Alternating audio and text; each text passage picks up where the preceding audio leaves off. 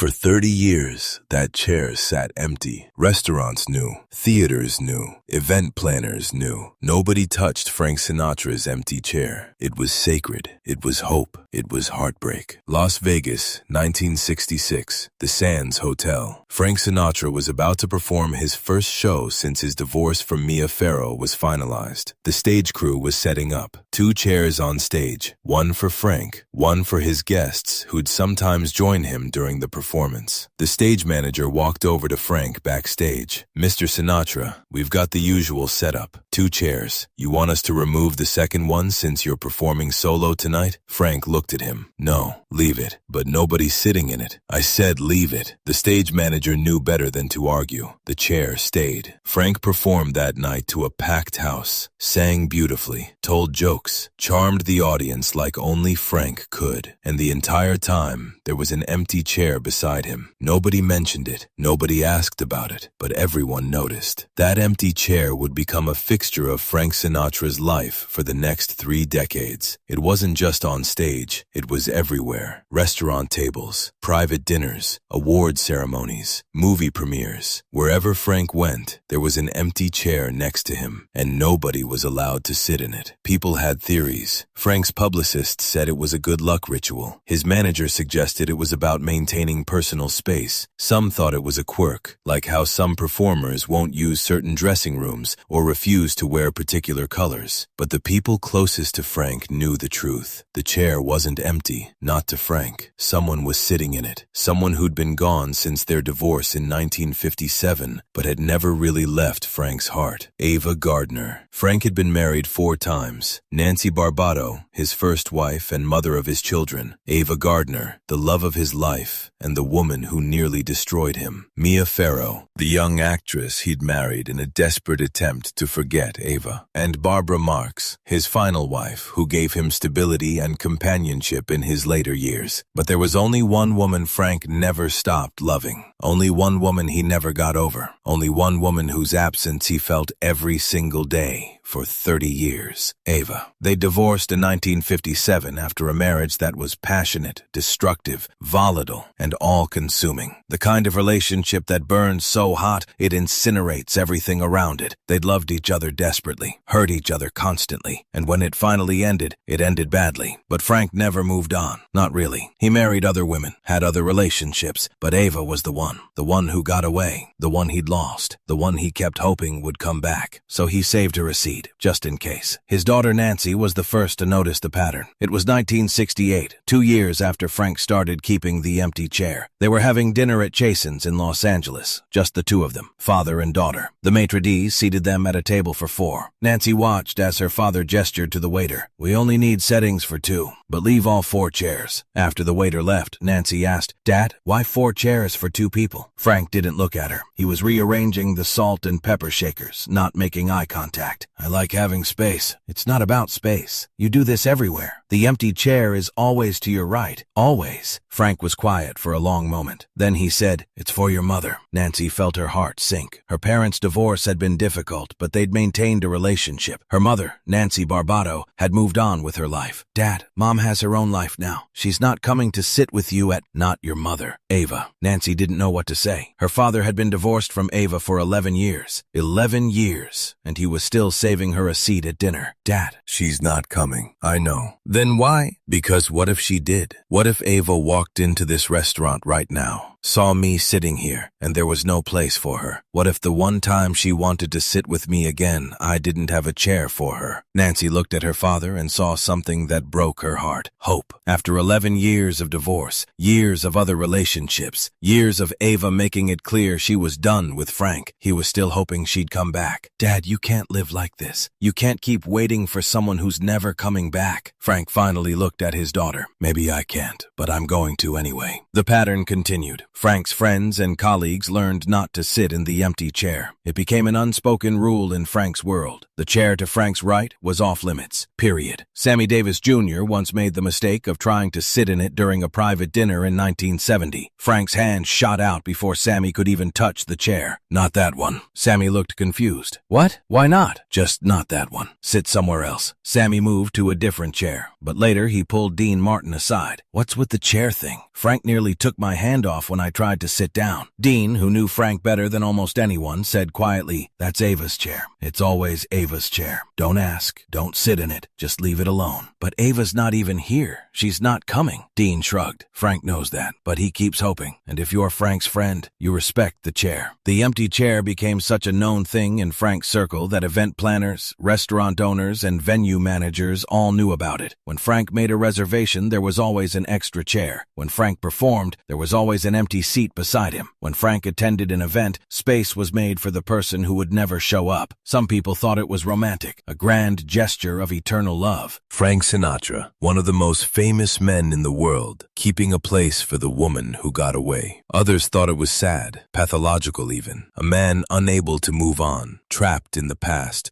carrying a torch for someone who clearly didn't want him anymore. But Frank didn't care what people thought. The chair stayed. In 1974, Frank ran into Ava at a party in London. They hadn't seen each other in person for several years. She looked beautiful, still the most stunning woman in any room she entered. They talked for a few minutes, polite, distant, like old acquaintances catching up, not like two people who'd once loved each other so desperately they'd nearly destroyed each other. As Ava turned to leave, Frank said, "Ava, wait." She turned back. "What?" "I still keep a chair for you, everywhere I go, just in case." Ava looked at him with an expression Frank couldn't quite read. Sadness? Regret? Pity? "Frank, don't do that." "Do what?" "Wait for me. I'm not coming back. We had our chance. We had several chances, and we proved over and over that we don't work. We're poison for each other, maybe, but you're the only poison I ever wanted." Ava shook her head. "I can't be your what if for the rest of your life. It's not fair to you. It's not fair to the women you marry, and it's not fair to me. I'm not asking you to come back. I'm just saying, the chair's there, if you ever want it." Ava touched Frank's face gently. "Oh, Francis, you beautiful, stubborn, impossible man. Let me go, please." Then she walked away, and Frank kept the chair. His third wife, Barbara Marks, whom he married in 1976, knew about the chair from day one. Frank told her straight out, "There will always be an empty chair to my right. It's not about you. It's not about us. It's just something I need to do." Barbara, who was practical and secure in her relationship with Frank, accepted it. Is she ever going to sit in it? Probably not. Then why keep it? Because hope doesn't require probability. It just requires possibility. Barbara learned to live with the empty chair. It was part of the deal of being married to Frank Sinatra. The empty chair was like Frank's insomnia, his short temper, his mob connections, his obsessive work ethic, just another quirk of loving a complicated man. But it bothered her sometimes, not because she was jealous of Ava. The divorce had happened decades ago, but because she saw what it did to Frank. The way he'd sometimes glance at the empty chair with a look of such profound sadness. The way he'd set down his drink sometimes and just stare at the empty space, lost in memories. "Do you think about her every day?" Barbara asked once. Frank thought about it. "Not every day, but most days. And every time I sit down somewhere and see that empty chair, yeah, I think about her." "Does it hurt? Still? Like a wound that never quite heals. You learn to live with it, but it's always there." The years passed. The 1980s came. Frank was in his 60s, then his 70s, still performing, still vital, still keeping the empty chair. In 1988, Ava Gardner was living in London, ill and largely reclusive. She'd had a stroke a few years earlier and rarely left her apartment. Frank called her occasionally. The conversations were brief, checking in, making sure she was okay. During one call, Frank said, "Ava, I'm performing at the Royal Albert Hall next month. I'd love it if you came." "Frank, I can't. I'm not well. I don't go out anymore." "I know, but I thought I'd ask anyway. I always keep a seat for you. Front row, just in case." Ava's voice softened. "You're still doing that? The empty chair thing?" "Yeah." "Frank, it's been over 30 years since our divorce. You need to let this go." "I know, but you won't." "Probably not." Ava sighed. "You're the most stubborn man I've ever known. You know that?" "Yeah, it's part of my charm." She laughed. A real laugh. The sound Frank had fallen in love with 40 years earlier. "Maybe it is." "So you'll come to the show?" "No, Frank, I won't. But thank you for asking. Thank you for always asking." That was one of their last conversations. On January 25th, 1990, Ava Gardner died of pneumonia in her London apartment. She was was 67 years old. Frank was performing in Las Vegas when he got the news. His manager came backstage before the show. "Frank, I need to tell you something. Ava passed away this morning in London." Frank sat down heavily, didn't say anything for a long time. Finally, "Cancel the show." "Frank, there are 2,000 people out there." "I said cancel it. I can't perform tonight." The show was canceled. Frank went back to his hotel room and didn't come out for 2 days. His wife Barbara stayed with him. He didn't cry, didn't rage, just sat quietly, staring at nothing. On the 3rd day, Frank emerged. He had a show scheduled that night and insisted on doing it. "Ava wouldn't want me moping around. She'd want me to work." That night, Frank walked onto the stage at Caesar's Palace. The audience gave him a standing ovation. Frank nodded his thanks. Then he gestured to the empty chair that was always beside him on stage. "You all know about this chair," Frank said. "Most of you probably think I'm crazy for keeping it all these years. Maybe I am. But this chair was for someone very special. Someone who was supposed to sit here but never did. And now she never will." The audience was silent. "Ava Gardner died 3 days ago. We were married a long time ago. Divorced even longer ago.